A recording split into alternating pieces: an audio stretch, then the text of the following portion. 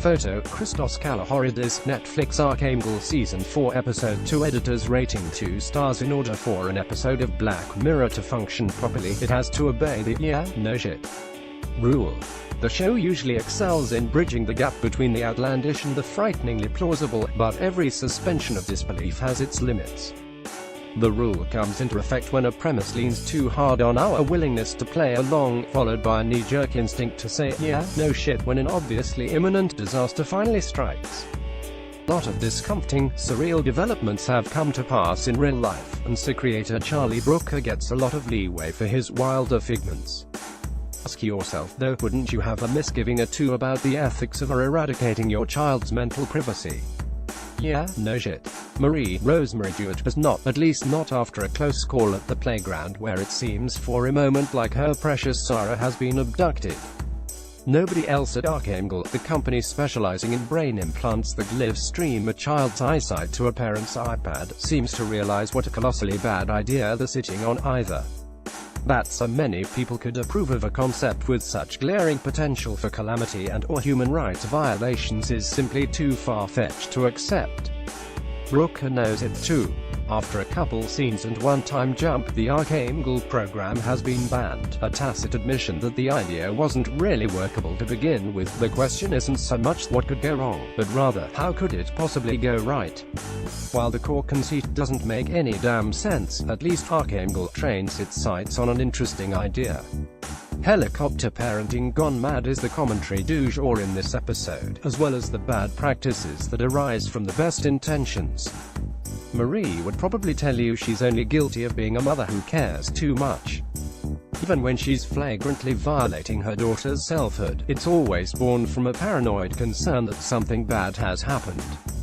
But parenting is a game of moderate negotiations. You must be authoritative but approachable, engaged without stifling, simultaneously inhabiting the roles of the nurturer and the enforcer, and that's tough for Marie to manage.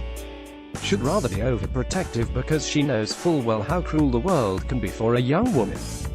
But skinned knees, failed tests, and other assorted screw-ups also toughen kids up and ready them for the world of adulthood. The filter feature on the Arkangel program, which blurs any offending material from a bare breast to a barking dog, deprives the subject of any opportunity to do that.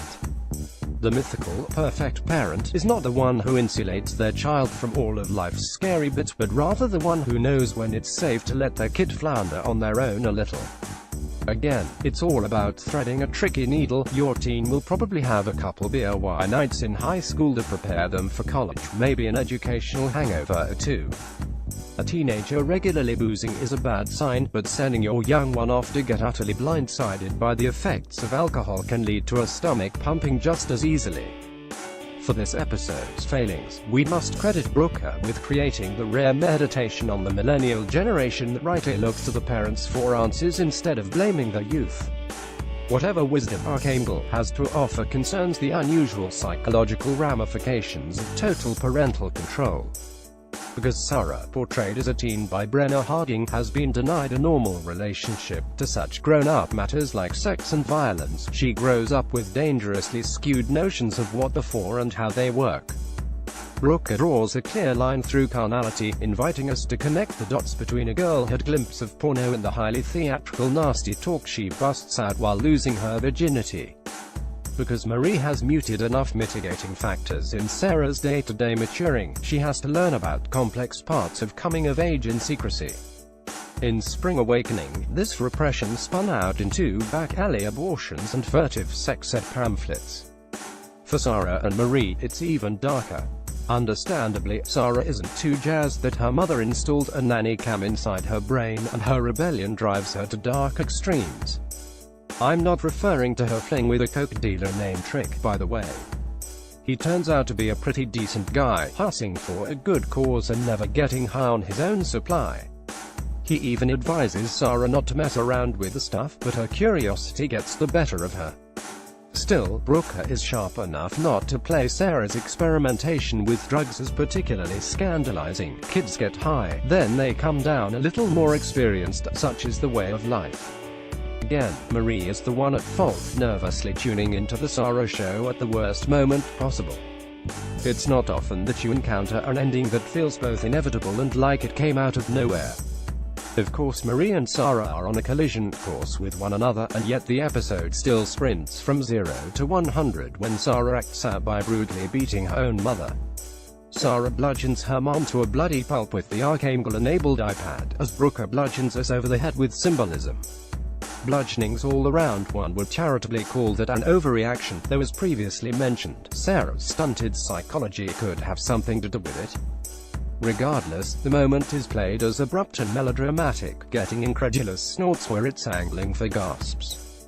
It would take a director with a mastery of tone shifting to swallow Brooker's big pills, and regrettably, this episode has Jodie Foster. As incessantly demonstrated in her directorial features The Beaver and last year's Money Monster, Foster is a pro when it comes to misunderstanding the emotional timbre a scene should have. The former execrable, even if it wasn't a stepping stone in the Mel Gibson comeback. I refuse to accept slopped sugary corn syrup all over the morose tale of a deeply depressed, compartmentalizing man. The latter tried to be a taut thriller, a satire on the economy, and a character study along the lines of What If Jim Cramer Was Handsome, all at once, with some boner jokes thrown in for good measure. Again, Foster mishandles Arkangel, which could have stood a chance of success if only the character beats had been arranged properly. Instead, it lands perilously close to after-school special territory in the awkward jag of brutality in the final scene. The kill adds up in the episode's larger moral calculus, and it might even pass muster under the episode's ridiculous but intact internal logic. But all that counts for peanuts when it feels misplaced. Empathy is often in short supply on Black Mirror, but maybe Foster just feels for Marie a little too much. Arkangel wants her to be a good person so badly, for the gross invasions of her daughter's autonomy to be all in good faith. That's the part that rings falsest of all. When you love someone, when you truly love someone and aren't merely maneuvering to control them, you have to let them live. A previous version of this recap incorrectly stated that Rosemary Jewett's character dies at the end of the episode. Black Mirror recap: parents just don't